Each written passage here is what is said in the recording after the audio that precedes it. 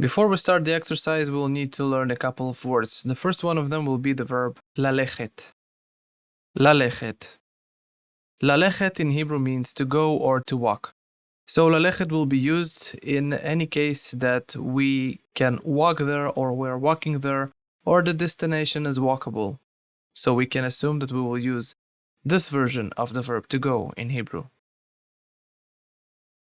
Now let's see how do we conjugate the verb lalechet in the present tense. The verb to go or to walk in the present tense has only 4 conjugations. And now let's see how do we conjugate the verb lalechet in the present tense. Masculine singular, ani holech, ata holech, hu holech. Feminine singular, ani olechet, at olechet, hi olechet. Masculine plural, אנחנו הולכים, אתם הולכים, הם הולכים. Feminine plural, אנחנו הולכות, אתן הולכות, הן הולכות.